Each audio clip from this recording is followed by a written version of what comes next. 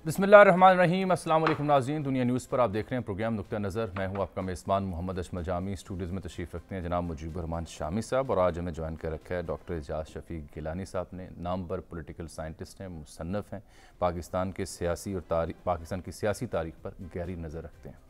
पाकिस्तान जी, के बानी सरबराह बानी सरबराह।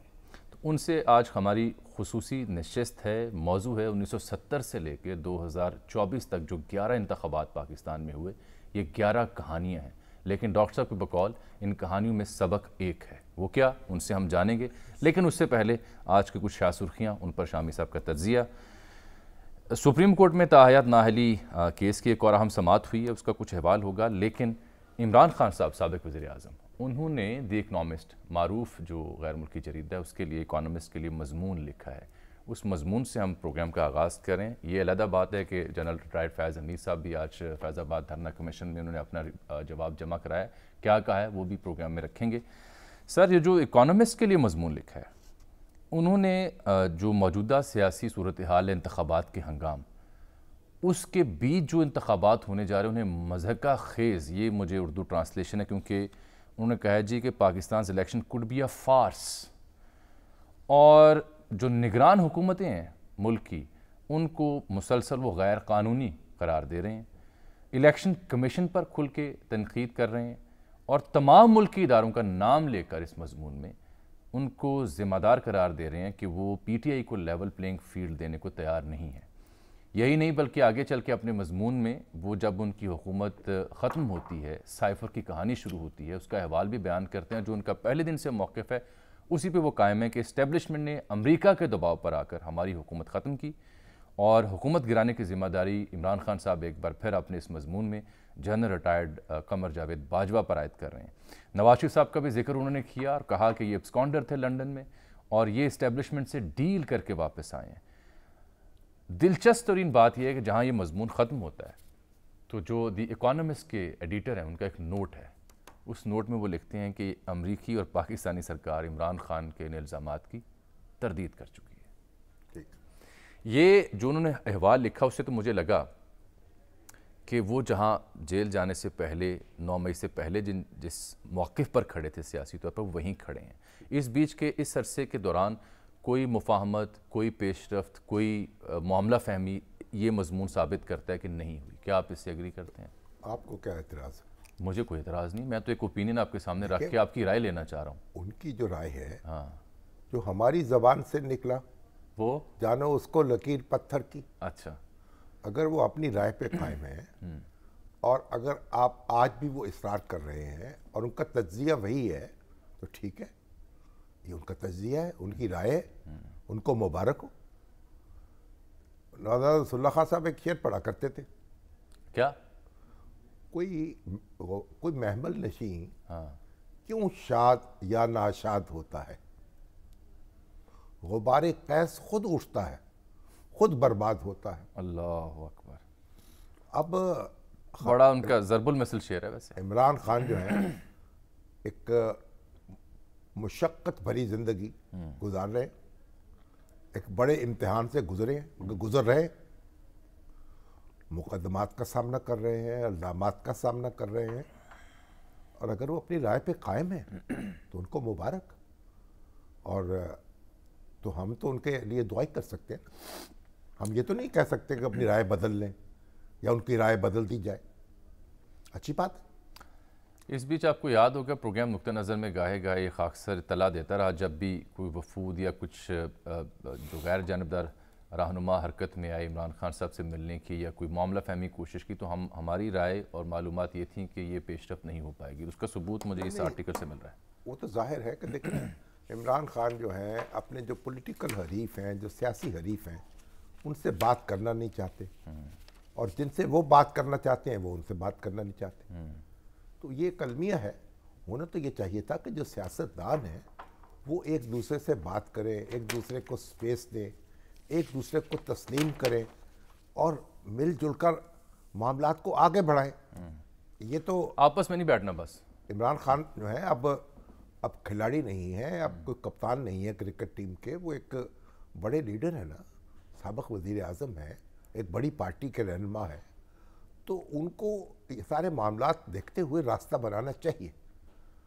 اگر اب یہ اپنی حکمت عملی جو بھی ہے وہ طے کریں, ان کو مبارک ہو, ہم تو ان کے لیے دعائی کر سکتے ہیں. بالکل ٹھیک. یہ تاحیات نااہلی کیس کی آج ایک اور طویل سماعت تھی.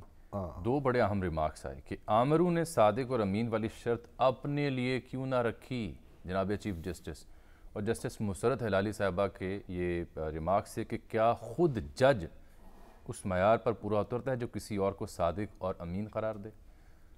دیکھیے یہ سپریم کورٹ ہے نا, دستور کے تابع کام کر رہی ہے نا. دستور لکھ تو نہیں رہی, نہ دستور ساز اسمبلی کے طور پہ کام کر رہی ہے. جو دستور میں لکھا ہوا ہے, مارشل لا ایڈمنسٹریٹر کے دور میں دستور میں داخل کیا گیا, لیکن اسے پھر قومی اسمبلی ہماری جو ہے اور سینٹ جو ہے اس کی تائید, اس پہ ٹھپا لگاتی چلی گئی. اور اب آپ اس کو یہ نہیں کہہ سکتے, وہ تو ایک عوامی نمائندوں نے اس کو قبول کر لیا. اب آپ ان لفظی بحثوں میں کیوں پڑے ہوئے ہیں؟ اور ویسے تو ججوں کے لیے بھی وہی معیار ہونا چاہیے وہ کہا جو عوامی نمائندوں کے لیے, یہ جسٹس مسرت ہلالی نے کہا اپنے ریمارکس میں, اور جرنیلوں کے لیے بھی وہی ہونا چاہیے. تبھی تو دیکھیں نا جو احتساب بیورو ہے یا نیب کو قائم کیا گیا, تو نیب کا قانون ہے اس میں عدلیہ کو اور فوج کو اس میں چھوٹ دے دی گئی, استثناء ہے, یعنی انٹچیبل. ہاں ان تک نہیں, انٹچیبل تو ذرا مکروہ لفظ ہے. تو بات یہ ہے کہ ان کا احتساب نہیں ہوگا, یعنی نیب ان تک نہیں پہنچ سکتا. تو کسی فوجی افسر کا اور کسی عدالتی افسر کا احتساب نیب نہیں کر سکتا. یہ شرف انتظامیہ کو حاصل ہے یا مقننہ کو حاصل ہے یا اہل سیاست کو حاصل ہے کہ اس میں سے جس کا چاہے وہ گریبان پکڑ لے. اچھا, میں سمجھا تھا کہ یہ صادق اور امین تک کی بحث ہوتی رہے گی, لیکن آج اپنے ریمارکس میں جناب چیف جسٹس نے کہا فوجی عامر کبھی صادق و امین اور کبھی ڈگری کی شرط رکھ دیتا ہے, جو بھی رکھتے ہیں. اور تاحیات نااہلی کیسے ہو سکتی ہے الیکشن کے لیے؟ انہوں نے یہ بھی کہا کہ الیکشن سر پر ہمیں یہ مسئلہ حل کرنا ہے. بنیادی بات یہ ہے, اب کل اٹارنی جنرل کی اور مختوم علی خان صاحب کے دلائل ہونے, آج عدالتی معاونین بھی آئے تھے. بنیادی بات یہ ہے کہ ماشاء اللہ ملک میں لگنا نہیں چاہیے, اور لگ جائے تو اسے قبول نہیں کرنا چاہیے. اور ہم تانے تو دیتے ہیں نا, ججوں نے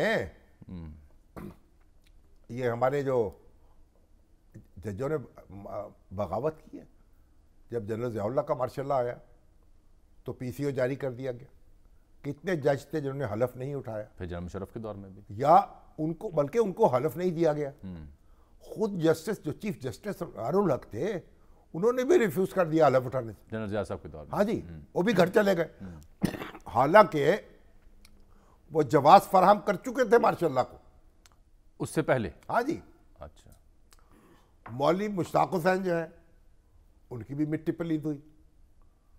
تو یہ جو جج ہیں جنرل ضیاء اللہ کے دور میں ہی عبوری دستور نافذ کیا گیا اور ان کی چھٹی کرائی گئی. پھر بھی مشرف صاحب کے دور میں, مشرف صاحب جب برسر اقتدار آئے اور ان کا ماشاء اللہ چیلنج کیا گیا تو انہوں نے چیف جسٹس نے انکار کر دیا حلف اٹھانے سے. نیا سعید الزما صدیقی اور ان کے کئی رفقا, ناصر اسلم زاہد, جسٹس وجیہ الدین, جسٹس خلیل الرحمان, یہ سارے جو تھے انہوں نے کہا ہم حلف نہیں اٹھایا تھا. بالکل ٹھیک, اور گھر چلے گئے. گھر چلے گئے. اور سپریم کورٹ میں رکھا 5 جج یا 6 تھے جو اور نئی سپریم کورٹ بنانی پڑ گئی. اس وقت کیا ہوا, نہ وکیل اٹھے نہ سیاستدان اٹھے, اور نواز شریف صاحب جو تھے ان کو طیارہ اغوا کیس میں پکڑ لیا گیا. تو یہ ہے جب معاشرہ جو حیثیت مجموعی جو ہے نا, جب کوئی چیز قبول کر لے تو اس کا پھر کیا کریں گے, بات ہم کریں ججوں کو کیا کہیں گے ہم. جن ججوں نے بغاوت کی, انکار کیا, وہ گھر چلے گئے, کوئی آنسو بہانے والا نہیں تھا ان پر. تو بہرحال اب جو بھی غلطیاں ہیں ان کی اصلاح کریں. یہ ایک بات تو طے ہوگی نا آج کے, وہ انہوں نے کہا یہ الیکشن سر پہ اور ہم نے یہ مسئلہ حل کرنا ہے. وہ کہ جو پارلیمان نے 5 سال کی مدت کی اس پر بھی جسٹس منصور علی شاہ نے بات کی, اور جو تاحیات نااہلی اس پہ خیر ڈیٹیل میں تاحیات نااہلی جو ہے نا, میں تو پہلے مذہبی حوالے بھی دیے گئے اس کے. دیکھیں نا, ایک سزا جو ہوتی ہے نا, سزا کی ایک حد ہونی چاہیے نا. ایسا کوئی جرم نہیں ہے جس سے تاحیات آپ نااہل قرار پا جائیں یا تاحیات اس کو آپ کو معافی نہ ملے. بھئی سب سے بڑا جرم تو شرک ہے نا. جب آپ کلمہ پڑھ لیتے ہیں، توبہ کر لیتے ہیں، اس سے معافی مل جاتی ہے. تو اس لیے توبہ کا تصور جو ہے اس کی اپنی اہمیت ہے. سزا ملنی چاہیے، یقیناً ملنی چاہیے، لیکن تناسب کے اعتبار سے ہونی چاہیے. اگر بھول چوک کسی سے ہو گئی ہے، ریمارکس میں کہا گیا نا کہ اسلام کی بھی منافی ہے تا حیات نااہلی، یہ ججز کے ریمارکس بھول چوک جو ہے ہو گئی، اس کی سزا مل جائے. 5 سال کافی ہیں، نااہل قرار دے دیں، پھر اس کے بعد ان کو آگے کام کرنے دیں. چلیے آپ آ جاتے ہیں سر، یہ باقی موضوعات بعد میں کر لیں گے. اب یہ ہے 11 کہ انتخابات اور 11 کہانیاں ڈاکٹر سبق اعجاز ایک. شفیع گیلانی صاحب ہمارے پاس موجود ہیں. پاکستان میں جو عام انتخابات ہوئے 1970 کے سے بعد، تو وہ 11 ہیں انتخابات.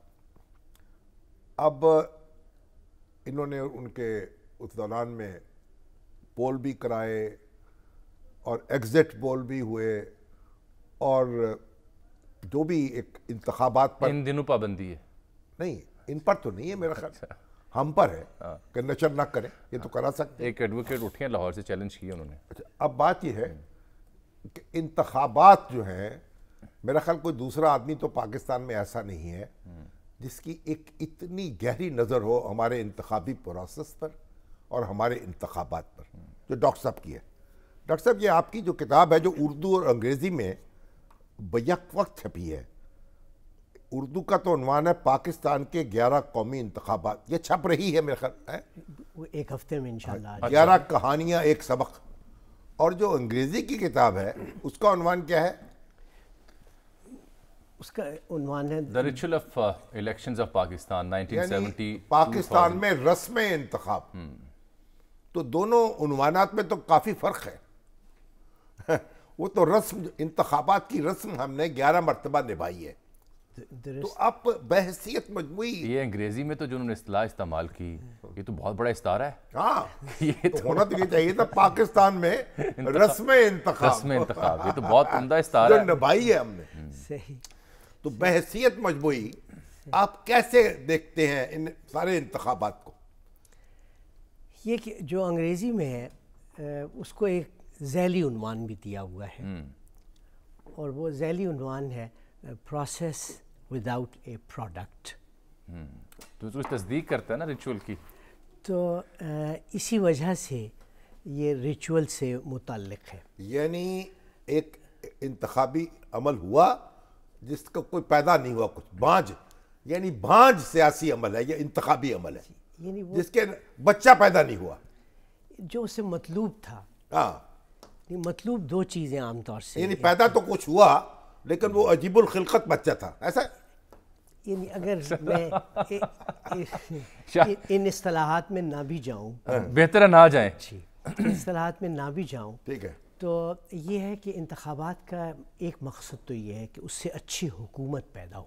ٹھیک ہے، یعنی انتخابات کے ذریعے ایک اچھی حکومت قائم ہو اور وہ جمہوری ذرائع سے ہو اور لوگوں کے مسائل حل کر سکے، ان کی امیدوں پہ پورا اتر تو سکے، اچھی حکومت میں آ گیا. ان کی دنیا تبدیل کر سکے. اچھی حکومت میں یہ تمام چیزیں شامل ہیں. ٹھیک. لیکن دو چیزیں ہوں، چونکہ اچھی حکومت بعض صورتوں میں جمہوریت کے بغیر بھی آ سکتی ہے. لیکن ہم نے اجتماعی طور پہ ایک چیز طے کی ہوئی ہے کہ ہم نے اچھی حکومت کو جمہوری طریقے سے، جس میں تمام عوام کی رائے شامل ہے. غیر جمہوری حکومت سے جو بھی طریقے سے جو بھی حکومت آتی ہے وہ کہتی ہے میں بہت اچھی ہوں. یہ ان کا معاملہ ہے، میں اس بحث میں نہیں گیا. لیکن جمہوریت ایک ذریعہ ہے اور ہمارے لیے وہ ایک پسندیدہ ذریعہ ہے.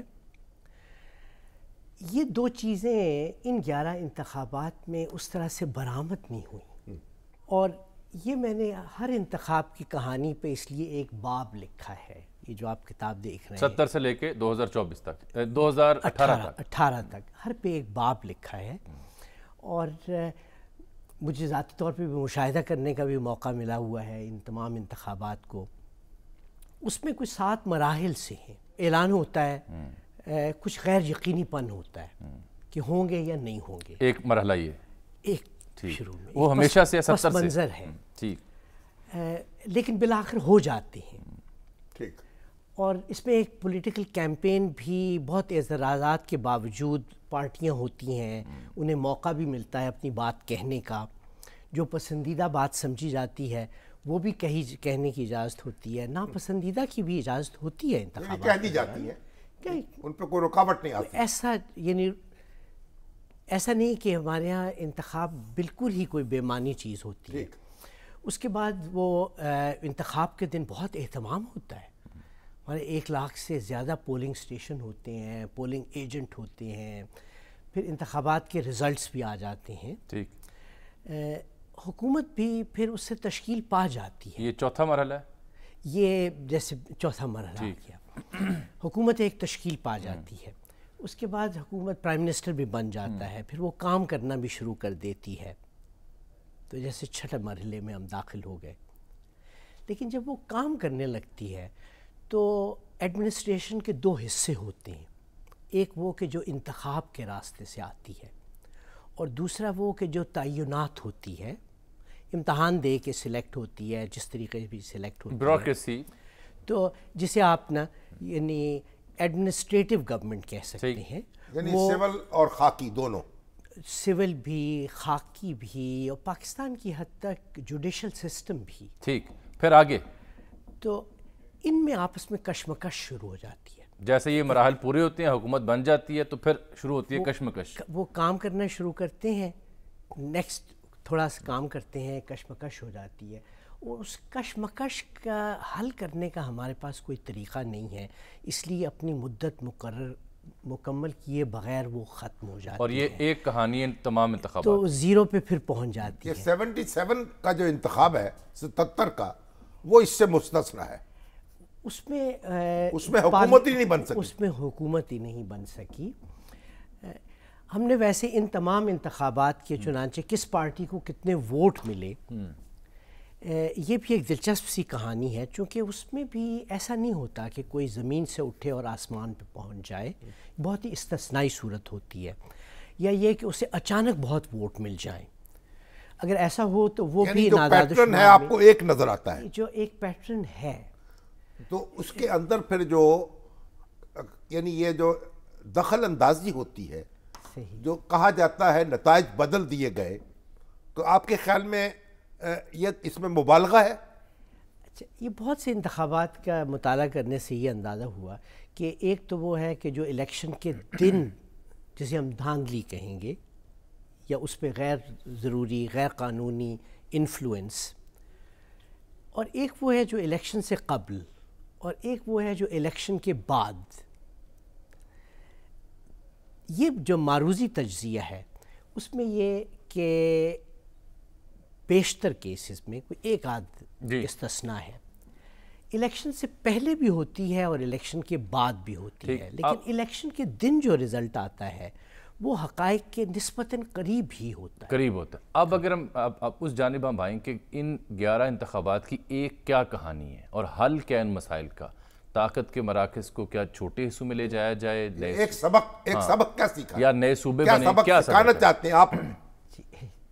وہ سبق یہی ہے کہ جو چیز 11 مرتبہ 0 پہ پہنچی ہو، ٹھیک، اس کو دوبارہ سے کوئی بنیادی تبدیلی کیے بغیر یہ توقع کرنا کہ نتائج بہتر آ جائیں، یہی وجہ ہے میرا بہت عمدہ خیال نکتہ ہے جی، کہ اگر ہم نے یعنی اس کا یہ مطلب نہیں ہے کہ ہم 12واں الیکشن نہ کروائیں، الیکشن کروائیں، منگنی ہو جاتی ہے، بارات آتی ہے، دولہا دلہن بیٹھتے ہیں، نکاح بھی ہوتا ہے، ولیمہ بھی ہو جاتا ہے۔ صحیح، آپ لگتا ہے آج کل اپنے بچوں کی شادیوں سے کچھ یا تو فارغ ہو گئے یا اس عمل میں ہیں، ٹھیک ہے نا، یا اگلی نسل آ گئی، اب آگے جو بچہ پیدا ہوتا ہے نا، وہ توقع کے مطابق وہ بچہ پیدا نہیں ہوتا۔ تو اگر 11 مرتبہ اس سے ہم دو چار ایک ہی نتیجہ ہو تو پھر ہمیں سوچنا چاہیے کہ ہم کوئی تبدیلی کریں۔ لیکن آپ یہ بھی ساتھ کہہ رہے ہیں کہ اس کا مطلب ہرگز یہ نہیں ہے کہ الیکشنز نہ ہوں، 12واں الیکشن بھی ہونا چاہیے، لیکن وہ سودمند تب ہوں گے جب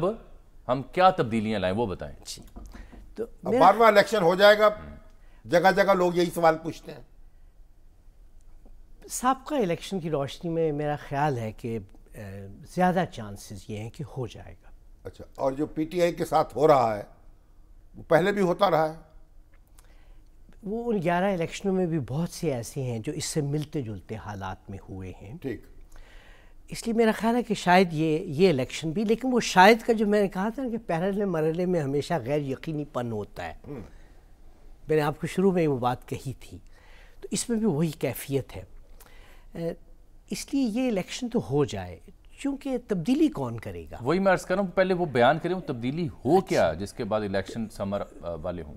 وہ تبدیلی میرے خیال میں یہ ہے کہ پاکستان کی اب آبادی کوئی 24 کروڑ کے قریب ہے۔ اس 24 کروڑ میں حکومت کا کیا کام ہے؟ حکومت کا کام حکومت کو چلانا ہے۔ پورا ملک تو عوام خود چلاتے ہیں، حکومت کو حکومت چلاتی ہے۔ ہم میں یہ انتظامی اہلیت کہ ہم مختلف نزاکتوں کے ساتھ 24-25 کروڑ افراد کو مینیج کریں یہ نہیں، تو اس کا حل پھر کیا ہے؟ تو میرے خیال میں یہ ہے کہ ہم 4 صوبوں کے اندر سے 40 ذیلی صوبے بنائیں۔ 4 صوبوں کے اندر سے 40 ذیلی صوبے بنائیں تاکہ مینج بہتر ہو سکیں، گورن بہتر ہو سکیں، تاکہ اوسطاً کوئی بھی ذیلی صوبہ وہ 10 ملین سے یا 1 کروڑ سے زائد نہ ہو۔ بعض سے چھوٹے ہو سکتے ہیں، بعض سے تھوڑے سے بڑے ہو سکتے ہیں۔ تو 1 کروڑ کے لیے ہمارے پاس نمبر 1 انتظامی صلاحیت ہو سکتی ہے۔ دوسرا یہ کہ پاکستان بڑا متنوع ہے، اس میں کہیں کراچی اور لاہور جیسے شہر ہیں، کہیں اس میں ہمارے جو دور دراز کے صوبے ہیں، جنوب کے صوبے ہیں، پہاڑوں کے صوبے ہیں، ریگستانوں کے علاقے ہیں، ان میں اور طرح کی کیفیات ہے، وہاں حکومت کی ضروریات بھی مختلف ہیں۔ ٹھیک، تو جب 40 ہوں گے تو 40 کے کچھ قوانین ہم مشترکہ رکھ سکتے ہیں اور باقی ان کو اپنی اجازت دے سکتے ہیں، ان کے اپنے حساب سے، جو ان کے مسائل ان کے حساب سے۔ ایک بریک میں ڈاکٹر صاحب یہاں لے رہا ہوں، بڑی عمدہ آپ نے بات کی کہ 11 الیکشن، لیکن کہانی ایک یہ ہے کہ اتنی بڑی آبادی اور اس ایکسرسائز کو رپیٹ کرنے کا مقصد سیر حاصل نہیں ہو سکتا جب تک کہ آپ پاکستان میں چھوٹی اکائیاں 40 ذیلی صوبوں کی تجویز دے رہے ہیں بہتر گورننس کے لیے، بہتر مینجمنٹ کے لیے اور بہتر نتائج کے لیے۔ ایک بریک کے بعد اس بات کو آگے بڑھائیں گے۔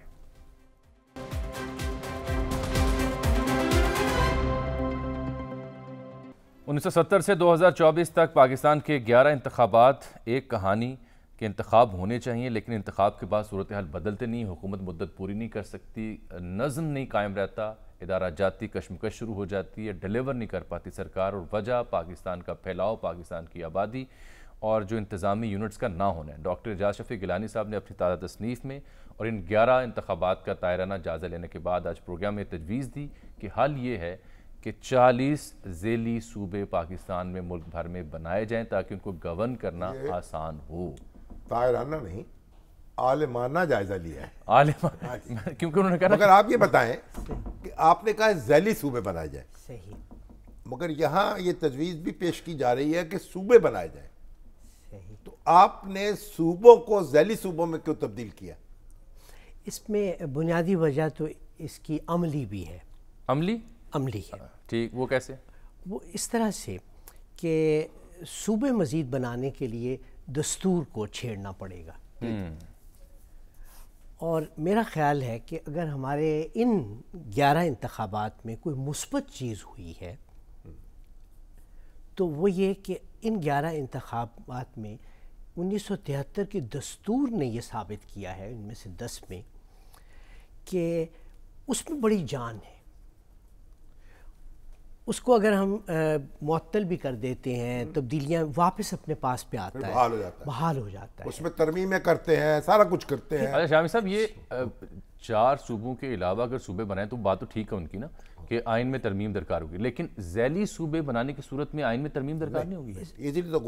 جی، کیسے؟ اب یہ بات طے ہے کہ پاکستان میں دستور کے لحاظ سے 3 لیولز ہیں حکومتوں کے، ایک فیڈرل حکومت ہے، پروونشل حکومتیں ہیں، اور پھر لوکل گورنمنٹ حکومتیں ہیں۔ یہ 3 ٹیئرز ہیں جو ایک دوسرے کے ماتحت نہیں ہیں۔ ٹھیک، لہٰذا اور اگر ہمیں وہ جو لوکل گورنمنٹ ہے اس کا اختیار صوبائی حکومت کے پاس ہے، یہی وجہ ہے کہ جو 2015 کے انتخابات بھی ہوئے تھے وہ مختلف صوبوں نے مختلف طریقے سے کیے تھے، مختلف قوانین کے تحت، مختلف قوانین، اور کسی نے 40,000 یونٹ بنائے تھے حالانکہ آبادی 15% تھی، کسی نے 50% آبادی ہونے کے ساتھ بھی 50,000 بنائے تھے، کسی نے 24% آبادی ہونے کے باوجود بھی 12,000 بنائے تھے۔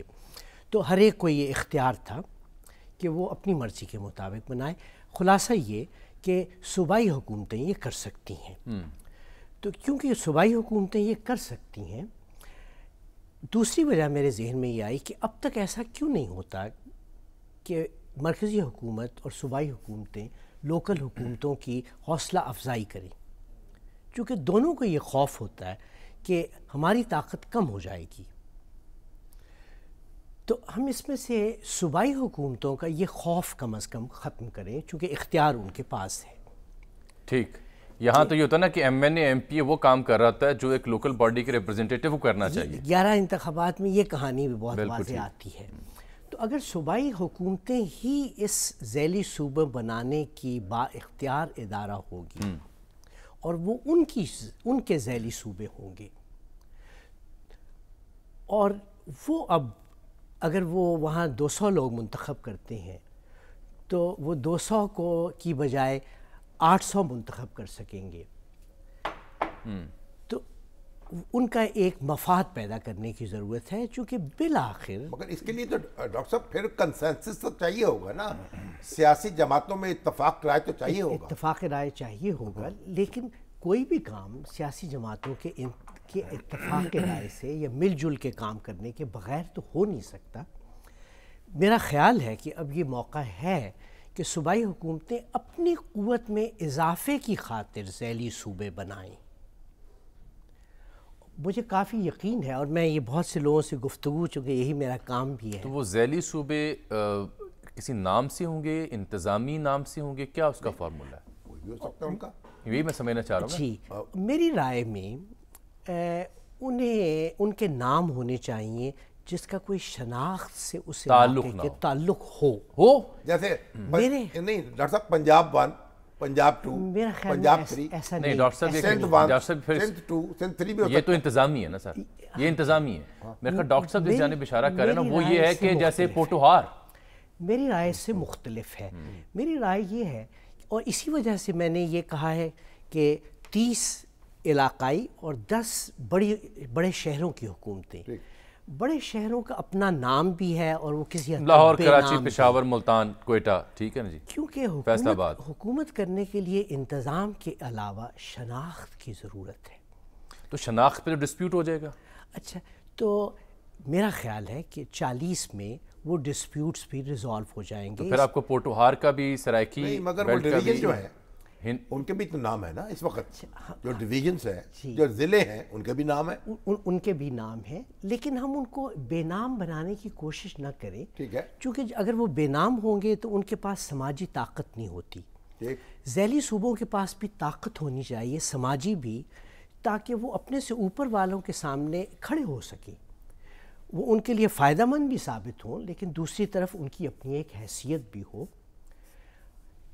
اس کی اہمیت اس لیے بھی ہے کہ پاکستان میں معاشی وسائل بہت ہیں، لیکن وہ چھپے ہوئے ہیں، اور وہ زمین سے باہر اس لیے نہیں آتے کہ اس علاقے کے لوگوں کو ہم اس کا مالک نہیں بناتے۔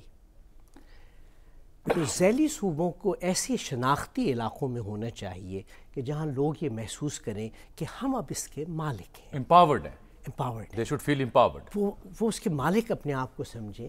جب وہ مالک اپنے سامنے سوچیں گے، اور میں نے مختلف جگہوں میں جا کے سروے، میرا کام بھی ہے، پوچھا ہے، وہ یہ کہتے ہیں کہ پھر تو یہ زمین اگر ہماری ہوگی تو ہم اس میں کاشت بھی کریں گے۔ ڈاکٹر صاحب دنیا میں اس کی پیرلل مثالیں کیا ہیں؟ ترکی میں تو خیر ان گنت صوبے ہیں نا، باقی دنیا میں تو چھوٹے چھوٹے صوبوں کے ذریعے لوگ چلتے ہیں، لوکل باڈیز، گورنمنٹ ہی اسٹرینتھن ہوتا ہے جو ڈیلیور کرتا ہے، لیکن یہ جو ذیلی صوبوں کی مثال کو دنیا میں ہے کامیابی سے جو دیکھی جا رہی ہو ناظرین کے لیے؟ ویسے تو جو بہت ہی ان کی آبادی بہت زیادہ ہے چین کی، تو چین میں کوئی تائیوان کو اور اس کو ملا کے بھی کوئی 34 صوبے ہیں۔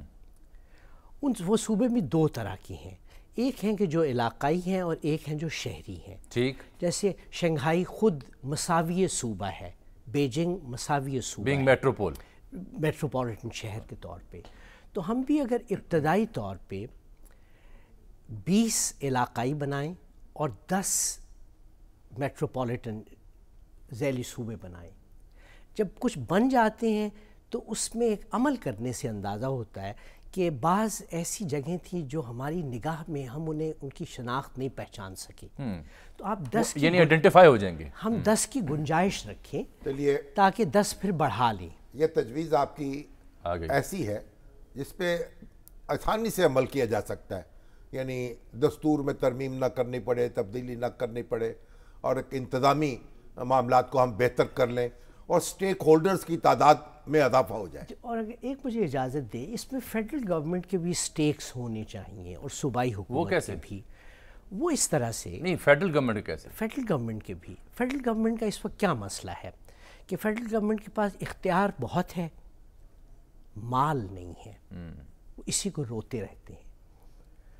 وہ بیرونی قرضے بھی سارے ان کی ذمہ داری ہے اور ملک کے اندر سے بھی انہیں ٹیکس نہیں ملتا. اگر ہم ذیلی صوبے ہوں گے اور وہ مالک ہوں گے تو میرا خیال ہے کہ وہ اپنی زمین بیچ کے، اپنی کاشت کر کے، اپنے اور جیسے مالک کوئی کرتا ہے وہ ریونیو جنریٹ کر دیں گے کہ جس میں سے ایک حصہ فیڈرل گورنمنٹ کو ملے گا اور ایک حصہ صوبائی حکومت کو ملے گا. تو فیڈرل گورنمنٹ کا سب سے بڑا مسئلہ یہ ہے، اور ان کے پاس نہ ان کو ان کی زمین دینے کے علاوہ قرضے بھی انہیں دیے جائیں. ٹھیک. تو یہ جو پاکستان میں 80-90 بلین ڈالر کا قرضہ ہے، یہ بھی ملکیت دینے کے علاوہ اپنی چیزوں کی وہ قرض بھی تقسیم کیے جائیں، تو اس سے فیڈرل گورنمنٹ بھی کچھ ایٹ ایز ہوگی. ایٹ ایز ہوگی. ٹھیک. اچھا شامی صاحب، ایک نکتہ آپ کی خدمت میں بھی، یہ اس کے لیے تو جو پولیٹیکل ول ہے سیاسی جماعتوں کی وہ درکار ہے. آپ سمجھتے ہیں کہ پاکستان کی بڑی سیاسی جماعتیں اس قابل عمل فارمولے پر عمل کرنے کی خواہش، نیت یا نہیں؟ آپ یہ استطاعت رکھتے ہیں؟ یہ تو چلے گا نہیں نا. اختیار جو ہے وہ بس چند 100 ارکان اسمبلی ہیں، ان تک ہے، ان تک محدود ہو جائے تو آپ کی جمہوریت جو ہے نا وہ تو نہیں چل سکتی. اسی جڑیں تو نہیں ہوں گی نا قائم. اور لوگوں کو امریکہ میں 5 لاکھ لوگ الیکٹ ہوتے ہیں جی جی جی ایک وقت میں، یعنی یعنی مقننہ کے اور نیچے ریاستوں کے پرائمریز اور ہوتی ہیں. پھر ان کے جو بنیادی یونٹ ہے پرائمری، ان کے 5 لاکھ سٹیک ہولڈرز. تو یہاں تو آپ نیچے تو عام آدمی کو تو پوچھتا کوئی نہیں. پوری دنیا میں سر کانسیپٹ ہے فلاں شہر کا میئر، اپنے محلے پہ لندن کا میئر، نیو یارک کا میئر، یہ میئر کی وجہ سے شہر جانے جاتے بعض وزیر اعظم کے بعد میئر بن جاتے ہیں، ہیں. بعض جی میئر اس کے کی بعد. مثالیں آپ اس کی دیکھ لیں لندن کی. چائنا کے شی پنگ بھی میئر رہ چکا ہے پہلے. صادق خان، خود طیب اردوان. طیب اردوان. مگر ڈاکٹر صاحب شام آپ صاحب مجھے یہ بتائیے، یہ وقت ختم ہو رہا ہے، آپ جو پاکستان ہے، وقت ختم ہو رہا ہے، آخری نقطہ اٹھا لیں پھر. آخری بات یہ کہ آپ جو پاکستانی ریاست ہے اور عوام ہے، کوئی حالت بہت خراب ہوئے ہیں، لوگوں کے حالات بہت خراب ہوئے ہیں. کیسے دیکھتے ہیں آپ؟ تو بے یقینی کہ ختم ہوگی. ہماری حکومت کی کارکردگی، جیسے میں نے کہا کہ وہ زیرو پہ پہنچتی ہے، وہ بہت کمزور ہے. لیکن حکومت ایک چھوٹا حصہ ہے ہماری ٹوٹل سوسائٹی کا. ہماری جو کل پیداوار ہے اس میں سے کوئی 15% کے قریب ایسی ہے کہ جس کو ہم حکومت کہہ سکتے ہیں. 85% اس سے باہر ہے.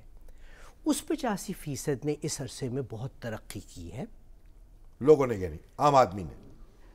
اور کیونکہ ہمارے جو بھی پیداوار ہے، جسے ہم گراس ڈومیسٹک پروڈکٹ کہتے ہیں، اس کا 80% ہے کہ جو گھرانہ ہے، یعنی خاتون خانہ حکومت سے بہت زیادہ اختیار رکھتی ہے پورے ملک کی اکانومی کے بارے میں. اسی طرح سے جو بزنسز ہیں وہ بھی کوئی 4 ملین بزنسز ہیں ایگریکلچر کے علاوہ، وہ بھی اس میں. اس لیے جب ہم حکومتیں زیادہ بنائیں گے اور ان کو کوئی مالک محسوس کرے گا اپنے آپ کو، تو یہ حقائق بھی سامنے آ جائیں گے کہ پاکستان میں انفرادی سطح پہ، خاندان کی سطح پہ چلیے بہت بہت شکریہ ڈاکٹر صاحب، آپ نے قابل عمل ایک فارمولہ تجویز کیا جس سے گورننس بہتر ہو سکتی ہے، نظم بہتر ہو سکتا ہے، وسائل کی بہتر تقسیم ہو سکتی ہے، اور ذیلی صوبے وفاق کے ساتھ تعاون کر کے جو پاکستان کا قرض ہے اس میں بھی اپنا حصہ ڈال سکتے ہیں۔ واقعی چھوٹی اکائیاں اپنے آپ کو امپاورڈ فیل کر سکتے ہیں۔ شامی صاحب آپ کچھ کہنا چاہ رہے ہیں؟ وہ بچہ تھا نا ایک 5-6 سال کا، جو فائز، جی جی جی جس کا دل کا جی، یہ ہمارے کلیگ رہے اسد اور ثانیہ، ان کے صاحبزادے ہیں، ملک ریاض صاحب نے اور اس کی صاحبزادی نقطہ نظر میں یہ اپیل کی گئی تھی، ان کو ہم نے اپیل کی تھی، انہوں نے ان کو باہر بھجوایا تھا علاج کے لیے۔ جی ایسا ہی ہے، الحمدللہ وہ بہتر ہوا، اس کی طبیعت ٹھیک ہوئی، بڑا ایک ریئر کیس تھا، بڑا پیچیدہ کیس تھا، اللہ تعالیٰ نے اس بچے کو زندگی دی اور بہت اس پہ یعنی کروڑوں روپے خرچ ہوئے۔ اب اس کو دوبارہ چیک اپ کے لیے بھجوایا ہے ملک ریاض صاحب نے، چلیں اللہ اس بچے کو دوبارہ، تو اللہ تعالیٰ نیکی ہے سر، نیکی ہے، واقعی ایک زندگی بچائی انہوں نے، قبول کرے۔ اور اکلوتی اولاد ہے ان کی، شکریہ ان کا، اور بالخصوص جو ثانیہ اور اسد ہیں وہ بڑے دعا گو ہیں، بیٹی جو امبر ہے ان کا بھی شکریہ، ان کا تو بڑا ذاتی اس میں مجھے یاد ہے۔ اور ابھی یہ جو ہمارے بڑے پیارے دوست ہیں، بریک آ گئی سر۔ ناظرین یہاں پروگرام میں ایک بریک۔